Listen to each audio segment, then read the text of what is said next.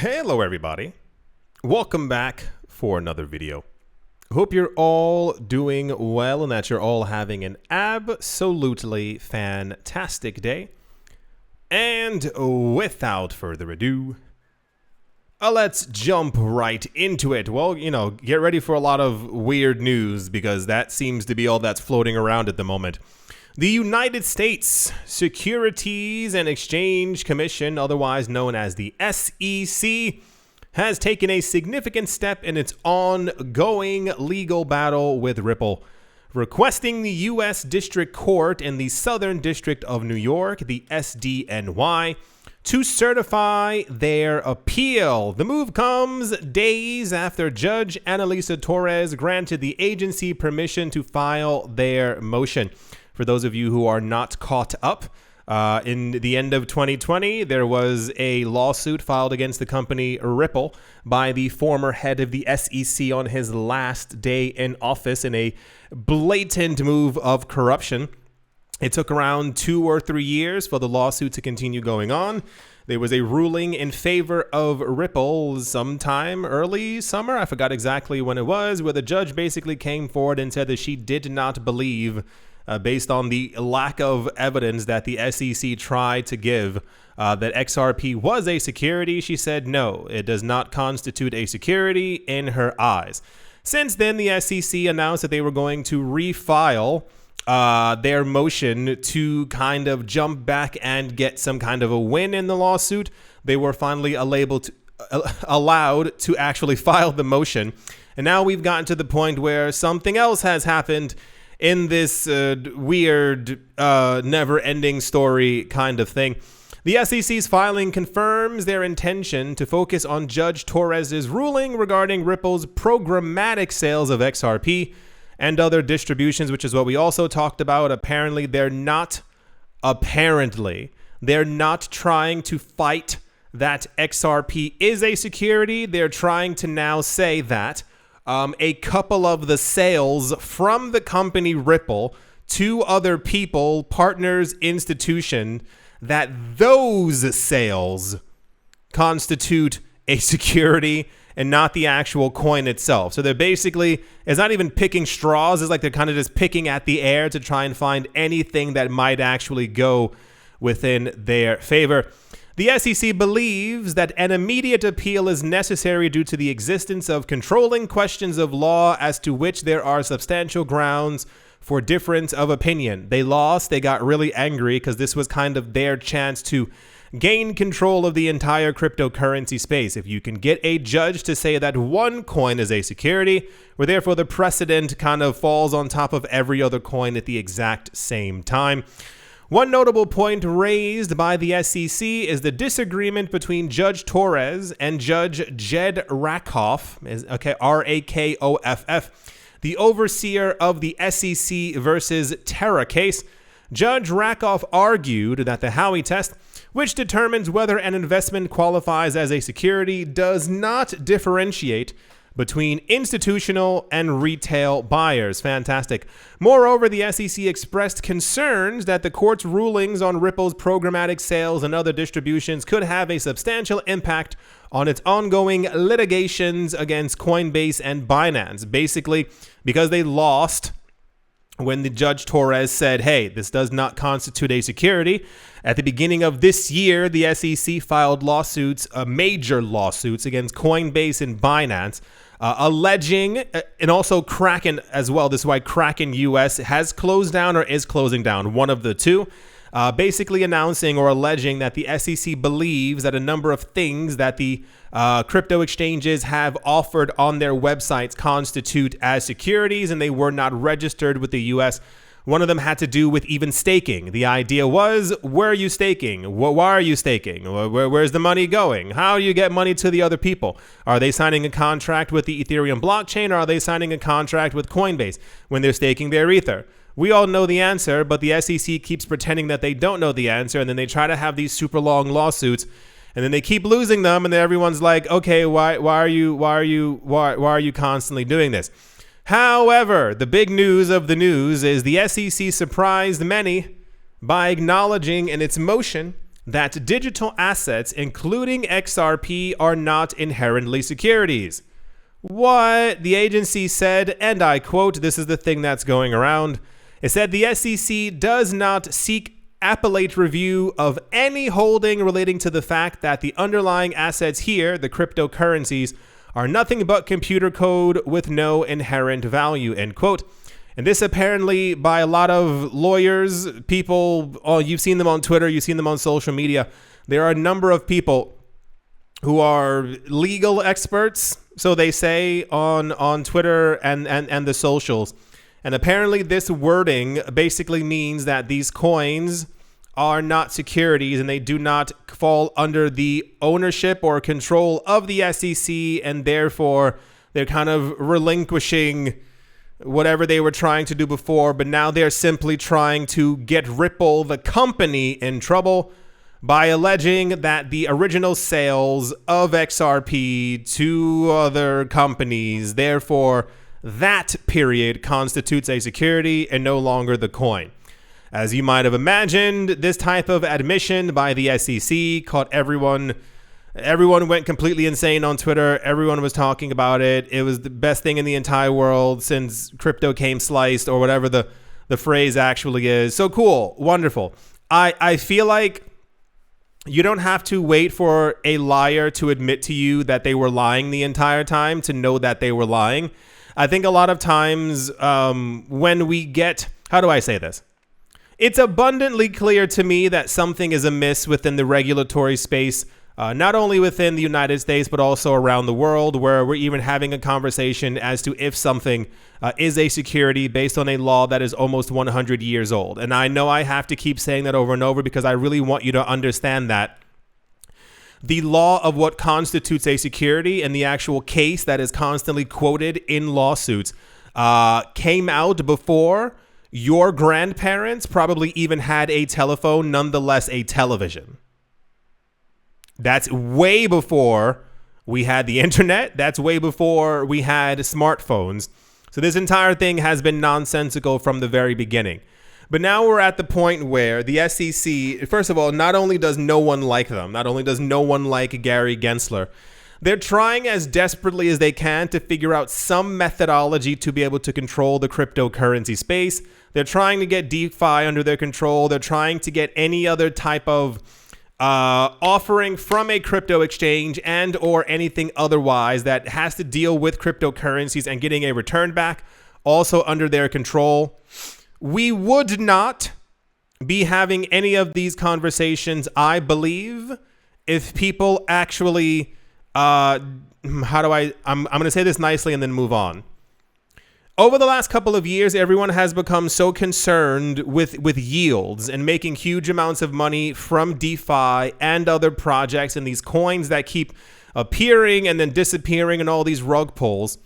And it's never going to happen. If we as a community has simply stuck to the coins and dealt with things on chain and didn't try to follow people who I think are special, who have made sure over the last couple of years that you get into these platforms and these coins that were going to go nowhere, the SEC would have no power, if you will, over anyone or anything within the space.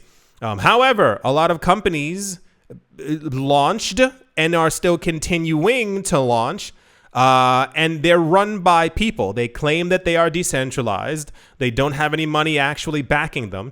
The project ends up collapsing, and then people end up running to the SEC, and then the SEC believes that they have just cause to enter the cryptocurrency space. Anyway, so cool. Wonderful. We will, I hopeth that we do not hear about another Ripple SEC lawsuit programmatic sales thing news over the next couple of years. I hope it's done with quick. But once again, that judge also had 500 other cases that she was dealing with. So that sounds absolutely terrible.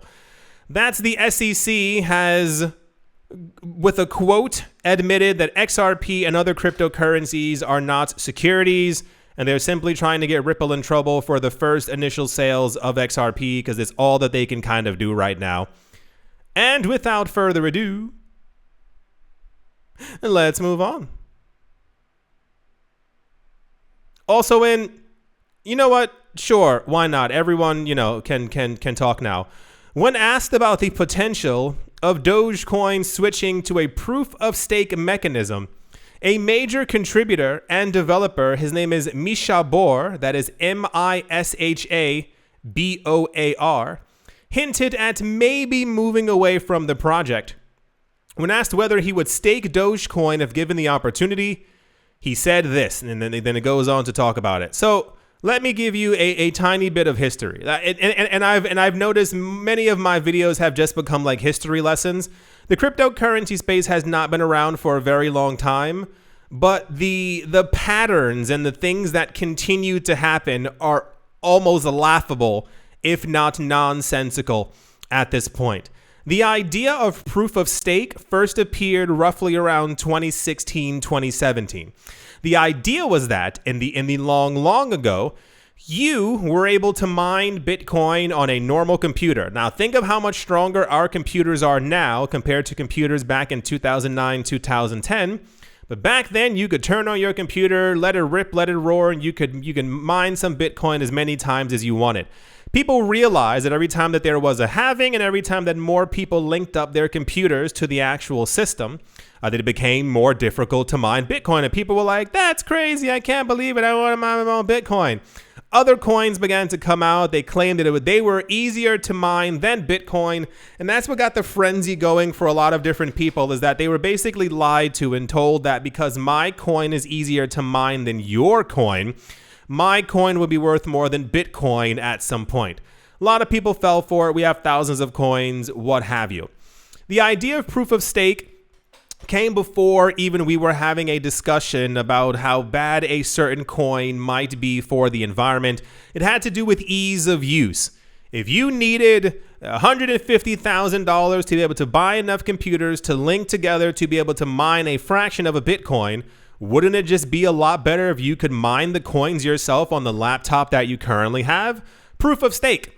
So along that line in the last couple of years, and I think this was more so destructively popularized by Elon Musk, who announced years ago not only that he supported and liked Dogecoin, but he also liked Bitcoin. But he didn't care for Bitcoin because Bitcoin wasn't green enough. And that goes into a whole nother discussion of how green Dogecoin actually is, but what have you. On top of that, a lot of other coins have found success in transitioning to proof of stake and or simply being a proof of stake coin. It's far easier for those of you who have Cardano and are staking your ADA. You know, it's like you click a button, you're staking your coins. You get a free reward for it. You don't need thousands of computers. There's something along the fringe lines of the idea that in the future, every coin will have to be proof of stake. Do I believe this? No. Simply because if you understand 1% the mind of a lot of, I don't want to say the word maximalists, but something along those lines, especially when it comes to people like who are into Bitcoin or have proof of work chains. The idea is that the coin gains its value from the actual usage of electricity and the churning out process of creating that coin. If you can kind of abstractly understand that. If you can gauge that it costs X amount of money to mine a Bitcoin in electricity for all the machines to be running at full power, and then a Bitcoin pops out, that Bitcoin therefore then becomes the value of how much it costs to mine it. If people want that Bitcoin, therefore, based on supply and demand, the price of Bitcoin will go up because that Bitcoin then gets absorbed into an investor's hands. You then have to spend more money, more electricity to create more Bitcoin. That's kind of the idea. So if Bitcoin ever goes to proof of stake, I think we would be in some utopian future state kind of thing. Bitcoin's never going to proof of stake. But the discussion has been for a lot of other coins, especially ones, once again, that Elon Musk might like. Would they eventually have to move over to proof of stake to be more widely accepted by the world? If you were here in 2019, 2020, when we were having discussions of how high Ethereum could go, there were a massive amounts of news articles about how terrible Ethereum was for the planet. Ethereum's using too much electricity. The most used blockchain on the planet that has hundreds of coins on top of it is going to, disaster, terrible, doom and gloom, scary, you name it, until they switched over to proof of stake. And there was not one of those articles that popped up for those of you who were also here within that 2-week period of the transition from POW to POS. There were multiple companies who then announced their support for Ethereum. This began the NFT rush. The idea of NFTs being on a blockchain that used too much electricity was scary. But Ethereum using 1% of the electricity that they were using before, I can now put my NFTs on top of there and say that my digital collectibles are in a carbon neutral blockchain such as Polygon, which is on top of an also amazing blockchain that uses proof of stake called Ethereum. That's the entirety, more or less, of the story. Apparently, there's now a discussion of moving a lot of the other major coins to a proof of stake mechanism as well, Dogecoin being one of them. For some reason, this has people riled up.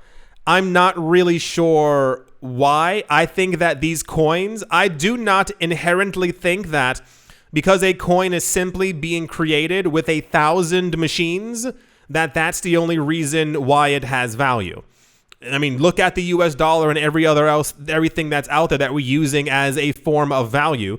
I think if you simply have a strong enough project, have enough people using it, have a relatively okay inflation or deflation ratio for your coin, you have tons of projects on it, and there's worldwide usage, your coin would then have actual value.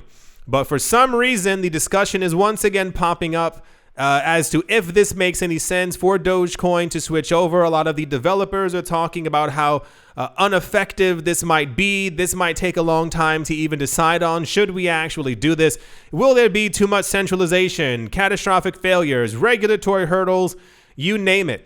All that really matters when it comes to a lot of this is just proper decentralization. We heard, and I should have had the tab open, it's coming to my head now. We had the tab open. This was maybe a year ago. It's always fairly popular news when prices are rising as to how many people or how few people actually own a coin. And we've gotten news multiple times that the amount of people who own the largest amount of Dogecoin are very few people. And this brings us to is the coin centralized because only a handful of people own 80 to 90% of the entire thing? Well, then you also swing over to the idea of Bitcoin. There are very few rich people on the planet who own 80% of all the Bitcoin out there. I have my own ideas as to why, but that's also something else. Same exact thing with Ethereum. There were discussions about centralization when it came to if you needed 32 Ether to be able to mine or to be able to proof of stake your own coins out of the machine. Well, not everyone has 32 coins, so it was going to be centralized for the richer. It's always kind of the exact same thing. Will Dogecoin ever go to proof of stake? I doubt it. It doesn't really need to. If it does, it's not the end of the world. As long as, think of that. Imagine you wearing shoes that are red.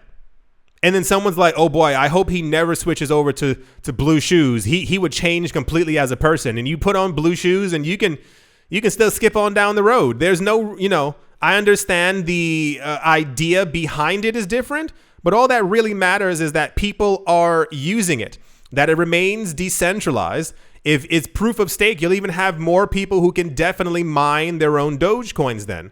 It'll be a lot easier. You'll get a lot more people who are like, hey, I can make $3 a day mining Dogecoin. I'm going to do this instead of another coin. It doesn't hurt the project. It's just more of you got to make sure it's kind of decentralized. So this was popular news. Whenever there's, and I'm never in the Dogecoin community. I don't dig for Dogecoin news. It's more of so I have no idea who Misha Bor is or how popular they may be when it comes to all of this. But stop with the doom and gloom. Things will be just fine. As long as your project claims to do and to be what it is, I'm sure it'll be just fine. I say that for every single coin. If at some point people can figure out that your metrics aren't correct or that you've been lying, well, then your coin's going to have a problem. If your coin could be anything, it could be proof of mandate. That's not even a thing. As long as people are using it, guess what? Your project will do A-OK. That's the Dogecoin might be switching to proof of stake news. It's not. I assure you it's not. And yeah, let's move on. Also, this is extremely obvious as to why this is happening, but they're pretending like it's not. In a recent email, Coinbase notified people within Canada that they are suspending trading for RAI, DAI, and for Tether effective the 31st of August. The exchange indicated that the aforementioned crypto failed to meet Coinbase's listing standards. No, that's not what's happening. So remember maybe this was like a year ago. I told you, like, most of this channel was just like a huge history lesson, but it's also good that you all constantly like know the context of things. It's not just me being like, yeah, the delisting coins, let's move on. Like, you have to understand why this is. First of all, the idea is always money. If you are ever confused at anything in the state of the world, assume the answer is money, because that's usually what it boils down to. Sometime last year, I don't think it was the beginning of this year, Changpeng Zhao and Binance announced that they were going to be delisting a number of coins from Binance. The coins that they would be delisting and also depairing, the trading pairs, were basically every other stable coin except for Tether and the Binance stable coin, whatever it's called, Binance US dollar. And everyone was like, what? That's absolutely crazy. One of the major talking points was that they delisted Coinbase's stablecoin. So a couple of months later, Coinbase came forward and announced that they were also going to be delisting a number of coins as well, many of them happening to be stablecoins. Coinbase, well, let's start with Binance. Binance understands how large that they actually are. The reason why I believe, and it just seems completely logical, why they delisted a number of stablecoins is because they want all the money to flow into their stablecoin. If you have 10 stablecoins listed on your platform and other people are using those chains in their coins and your chain is maybe getting 25% of the activity on your own website, well, how do you make sure it receives 100% of the activity? You delist the other coins. Coinbase's stablecoin is popular, but is not as popular as Tether, and in many cases not as popular as Binance's stablecoin on the Binance platform. So what do you do in a light wink form of retaliation? You announce you're also delisting coins, and Binance's stablecoin is also going to be one of them as well, and you'll keep everything except for any other coin. You're keeping the Circle stablecoin on Coinbase as well. So the news basically is that Coinbase is just trying to make sure that their coin continues to get as much traction as possible, because they're basically losing the race to Tether.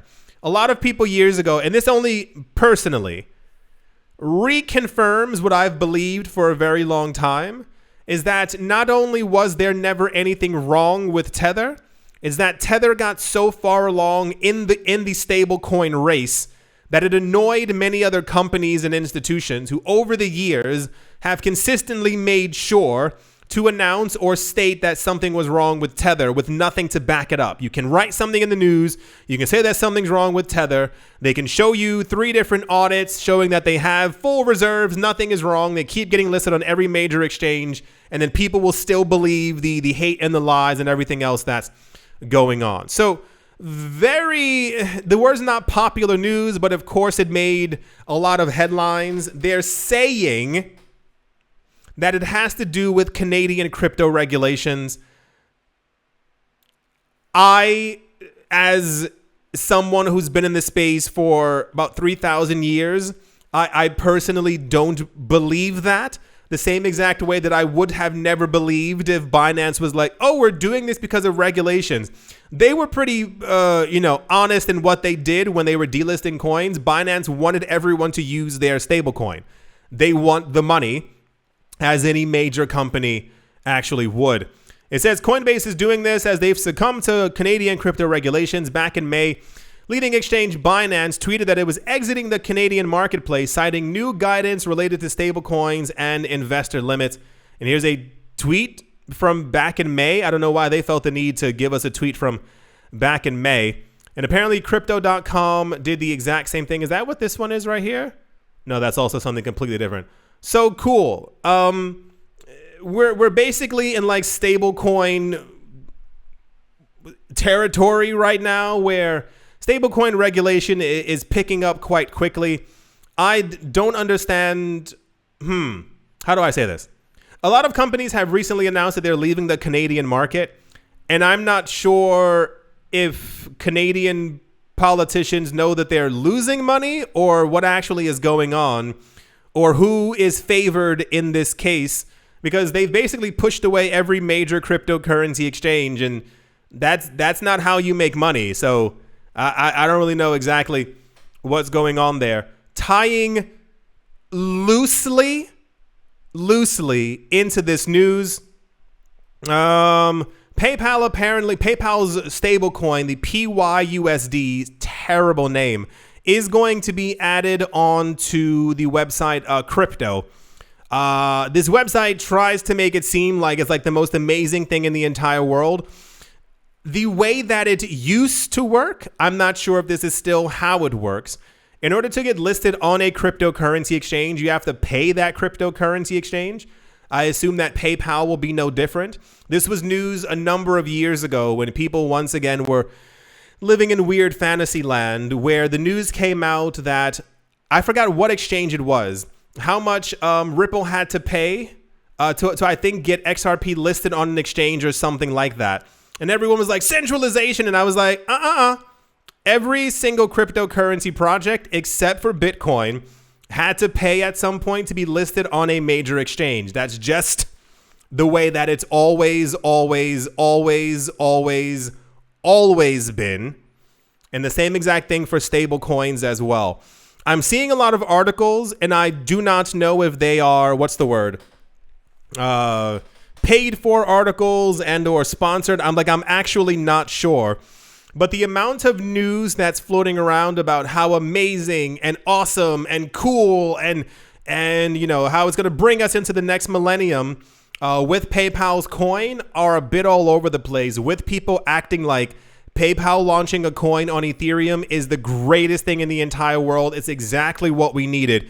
And Ethereum's going to go to $35,000 because of PayPal's coin. It's being listed everywhere because they need it to be listed everywhere. If it's just on their website, no one's going to use it. The real test is going to come when we have the 2024-2025 bull run, if people are actually using this coin when it's listed on every single cryptocurrency exchange. No one cares about it now. It can be any place that it wants to be. Tether is still the stablecoin king. However, if during the bull run, everyone chooses this one, then cool, Ethereum will benefit from it. If not, I don't think people are going to be using this. I personally do not think, because we have so many other coins that are more popular. You have Tether, you have Binance stablecoin, and you also have the Circle US dollar. I think those are going to maintain their popularity unless Coinbase or unless PayPal launches their own cryptocurrency exchange, and then people are using that one. But, you know, who knows exactly what's going to be happening. That's the apparently crypto website is launching or listing PayPal's US dollar. There was what was it, like Bitstamp? A couple of days ago did the exact same thing. I can only imagine the conversations the people from PayPal must be trying to have with Binance and Coinbase to try and get this coin listed, and also how much they'll have to pay to try and get it listed on there as well. Yeah, methinks that's going to do it for this video. I do hope that you have all enjoyed. I do hope you all are having a great day, morning, afternoon, evening, wherever you are, wherever you might be. I do hope it's absolutely fantastic. Thank you all once again for watching, listening, liking, commenting, and or supporting, and I will most certainly be talking to you all soon. See you.